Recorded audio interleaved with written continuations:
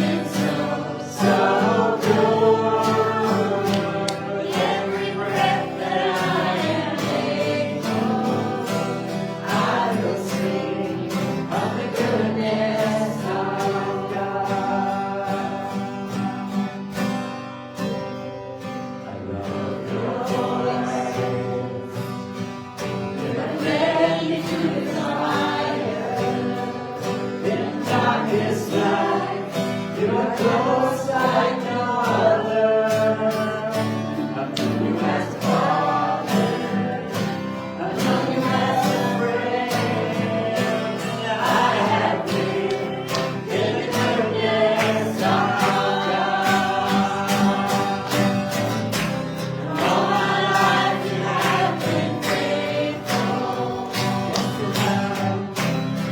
my life you have been so, so good.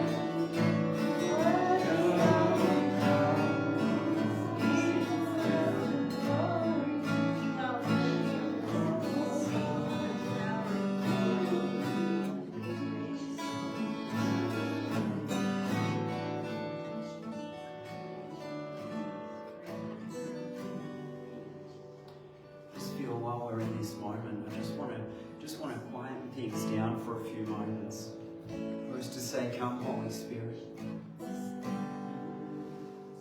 Still in that attitude of worship, of glorifying Him, but just say, "Holy Spirit, please come and speak to your children."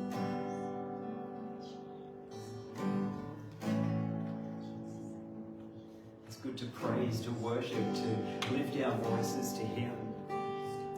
But also to just quieten ourselves and say, Lord, what is it that you're wanting to speak to us about in this moment? Maybe it's something of an expression of praise or thanks. Maybe you'll put something on your heart to bring before Him in confession or in intercession to bring a need. We'll pray for our needs more specifically in a few moments, but just say now, Holy Spirit, please have your way here. Have your way in us.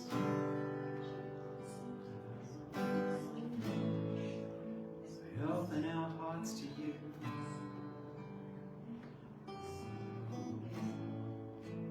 Open our hearts to you.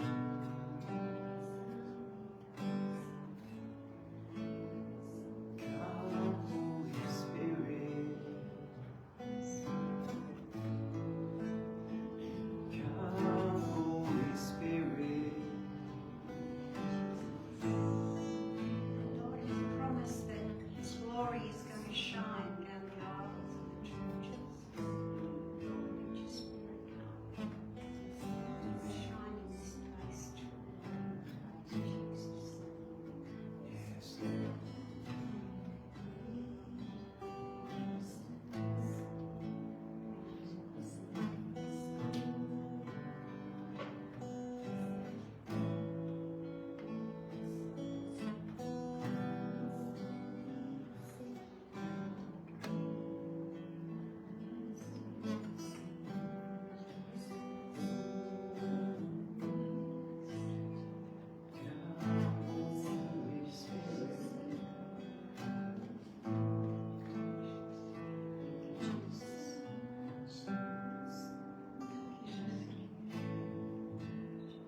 Come, Holy Spirit.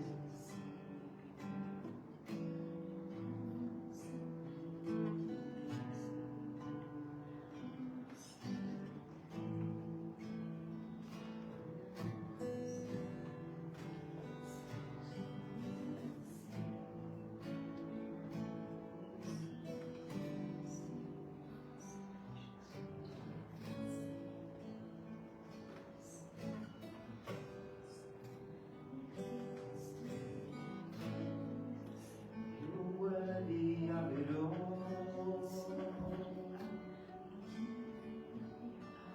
You're worthy of it all. For from you are all things, and to you are all things.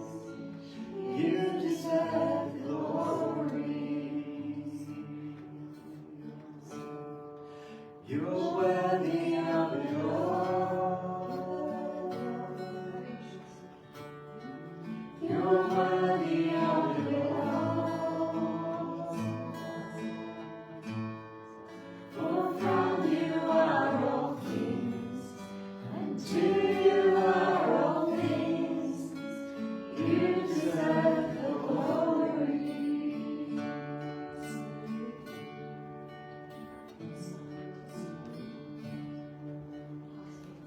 We just thank you, Lord. We thank you that you deserve all the glory. We thank you that we can freely come in this country, come to church and worship you. That we can lay everything down in front of you, Lord, and just raise our hands in freedom to say you are so worthy. And we thank you for what you've done in our lives, Lord. That you've come and set us free. That you've introduced yourself to us and we've said yes to you. And gone on this journey with you, Lord, of being a Christian. Of being your friend. Of you being our Saviour, our Redeemer, our Restorer. You are so worthy, so worthy. And it's a privilege to be able to come together as a church family and sing those words to you, Lord. An absolute privilege. We thank you, Lord. In Jesus' name. we're just going to have if you can stay standing for a little bit longer, if you're able to, we're just going to have our time of prayer, where we're going to bring our prayer requests to God, as Jeff said, our personal prayer requests, or we still can stand in on behalf of somebody else if you remember that somebody needs prayer and a breakthrough right now. And Psalm 56 verse 3 to 4 says, "But when I am afraid, I will put my trust in you. I praise God for what he has promised. I trust in God, so why should I be afraid? What can mere mortals do to me?" What can mere mortals do to me? This afternoon, if there's something that God has been prompting you to do, something maybe to go say to someone, to go, but there's been maybe fear, lack of courage to just go do that, we're going to pray that God takes away all fear and fills you with his strength, his power, and that we can trust in him for what he's called us to do. He doesn't ever send us somewhere to set us up for failure. He will be with you wherever we go. So if you have any prayer requests that might be for what I've just said about trusting God for something, or it might be for healing or guidance, provision, breakthrough in your finances, whatever it might be, you just raise your hand. And please, leave your seats, go to somebody who's got their hands raised.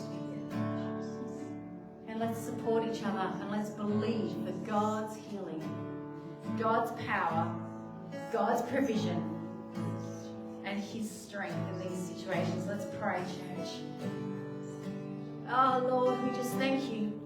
We thank you that you are here right now, that we've already experienced your presence as we've praised, that you dwell amongst us, and that you know what every hand is raised for, Lord. We thank you that you knew what we needed before we even came this afternoon. Before we even thought about it, you knew, Lord. And we trust in you for your plans, for your breakthrough, for your healing, for your courage and strength, for your wisdom, Lord. We trust in you. We trust in you. We trust in the God who will never leave us. We trust in the God that doesn't forsake us. We trust in the God who sent his one and only Son to die for us, so that his blood was shed so we could come freely before him. This afternoon, his blood was shed so we could pray this afternoon. We thank you for answered prayers. In Jesus' name, amen, amen, amen. You can take your seats now. Take your seats. That's all right. Don't take them with you tonight. Just take them now. Sit down. You can sit down. And we only have one brief announcement before we take up the offering. So the one announcement we've got, we just want to say thank you again for the letterbox dropping that you've done. The strategy that we have for really wanting to reach out to, to reach out to Foster is every couple of months we want to put something new or something into someone's letterbox. Might be the same thing, but we don't want them to forget about us, and we want to keep putting things in. So guess what? It's 2 months' time since we've last sort of printed. So October, we're starting again. So next week, I know, right? People are going, we just finished. We're starting again. So you might want to choose a different route this time, different streets. And we will next week bring some more. We'll bring a new map and we'll map out again. Look, if you did a huge section this time, thank you so much. Maybe someone else will pick that up and do a bigger section this time round. But we want people to not forget. Who knows, when we get something in the mail once and we throw it away, we never think about it again. But when we start seeing that name, that logo, Connections Church Foster, it gets stuck in our mind. And that's what we want to keep doing. And also don't forget to keep making the invitation to those around you, to your neighbours, to your friends, to your family. And remember, when you make the invitation, the success is the invitation.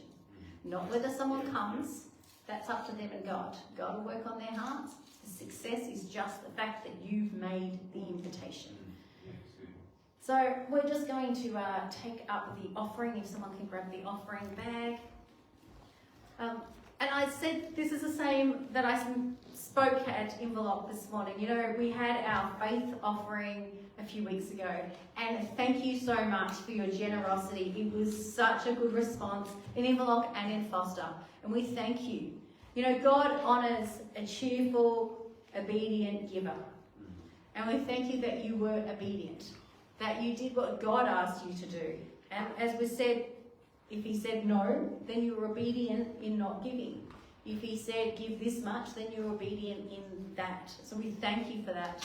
And I just wanted to give a reminder again of our faith stories. Because we know when we're being obedient, and the Bible says in our finances, we can test him on this, that he gives back. So we know there's going to be testimonies that come out of our faith offering. And we have had, you know, that time of prayer and fasting. And I'm sure there's testimonies of what God has done through that time or since then.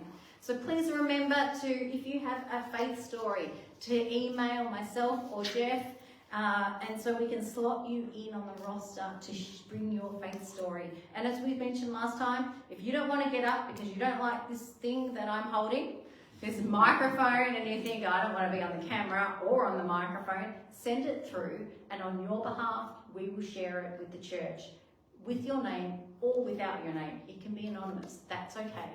People will know it's anonymous, but it's real. It's fact of how God is moving, because we want to encourage one another. Who knows that, you know, it's great on the internet to read stories about how God is moving. It's fantastic. Love it. But who knows, it's even better when we hear that God is moving right here in our town, right here in each other's lives. I get so encouraged when I know someone personally and God is moving and doing something. And that inspires me for God to move in my life too. And that's exactly what we want with the faith stories. So let's just pray for the offering, and then I'll invite Jeff up. Lord, we just thank you. We thank you that you are our provider, that you look after our needs, our finances, Lord, and we commit our finances to you, Lord. And we thank you for the generosity for the faith offering. And we pray for this offering that's been taken up, Lord. We know that Foster has been a little, you know, not quite making ends meet. So we ask for multiplication in the finances here, Lord, so we can continue to do your work, so we can do even more in the community, so we can have strategies to outreach, to make your name famous, Lord. We want people to know you, Jesus. So we ask for multiplication, we ask for blessings, we ask for anointing on us as we go out and share the gospel with people and make that invitation. But we thank you for the finances that have been given, and we ask for your blessings in Jesus' name. Amen. Amen. Pastor Jeff. Thanks, Daz, appreciate it. So do not become weary in doing good. Why? Because, well, we're meant to be doing good. And because we'll reap a harvest at the right time if we don't give up. We keep persevering and pressing into God. And sometimes that means being a little bit uncomfortable, doesn't it? Yes. It's saying, okay, well, let's keep on doing even what's uncomfortable and trusting that God can work through that. On Friday, Kaz and I were here. We spent a little bit of time just out where the shops are, just giving out some of those flyers to people saying, hi, can I give you an invitation to church? And you know what? No one yelled at us. No. Hallelujah. Not only that, most people actually said thank you. Good. Partly because it's a habit. I think someone gives you something, you go, okay, thank you. Here's an invitation. Thank you. But the point is, sometimes we kind of build up in our heads how daunting something can be, and then when we actually try it, we find out actually all those fears or anxieties that I had were mostly not accurate, and maybe someone will go, oh, yeah, thank you, and maybe I'll come, or next week, or I know someone who I need to give this to, or whatever the case may be. Anyway, so let's continue to give that invitation to, it's to church, but it's really to connect with God and to connect with His people. So last Sunday morning I was at Maui preaching at Gippsland Christian Church. Caleb and Christy McConnell have just taken on pastoring that church in the last few months, and so I have the honour of serving on their board after their previous pastor, Graham Coates, was on our board for a number of years. So it's a little bit of, play tag and swap over and help each other out. But part of that message I shared similar to what I shared here on the loaves and the fish from Luke chapter 9. But an aspect that I didn't share here, that I just wanted to share this brief story before we close off the live stream and hand over. But when they had those 5 loaves and 2 fish, and Jesus tells his disciples, get everyone to sit down in groups of about 50. And most of the time when I read that story, I kind of skim over that and get to the good bit, because that's just logistics, right? But then I was thinking about it and went, actually, this is what I do in first aid. And I used to teach first aid and lifeguard qualifications. And one of the big things I teach people when in nearly any first aid situation is the first step, just get your patient to sit down. Because in doing that, it's good first aid for them. The heart rate slows, and so less blood's going to pump out their wound or whatever the injury. It's good first aid for them, but also it gives me as the first aider an opportunity to say, I'm a first aider, I know what I'm doing, you take a seat and I will look after you, and I can take authority over this situation and help you. And in the process of doing that, it calms everyone down. I don't know if you've ever been in a situation where an ambulance has been called, and often there's a bit of anxiety, panic even, and then when that ambulance arrives out in front, what happens to everyone? Oh, the ambulance is here, it's okay, it's their problem. It's a similar concept. Anyway, I was thinking about that in regard to this story of the loaves and the fish. And Jesus says, get everyone to sit down. Thousands of hungry people, and a few disciples as well going, what are we going to do? What are we going to eat? Where are we going to go? How do we send? What food have we got? Lots of questions and noise and activity. And my little lesson in this story is, I think you may disagree, there's other applications I'm sure, but my thought is, I think there was a little bit of Jesus saying, let's just quieten down the noise. The need is legitimate. Let's have compassion on the people, but let's quieten the noise of the need and take authority over this and think clearly and help bring a solution. And so I just want to encourage us that sometimes there's a lot of noise going on in our lives, a lot of activity, a lot of maybe people crying out saying, can you help me?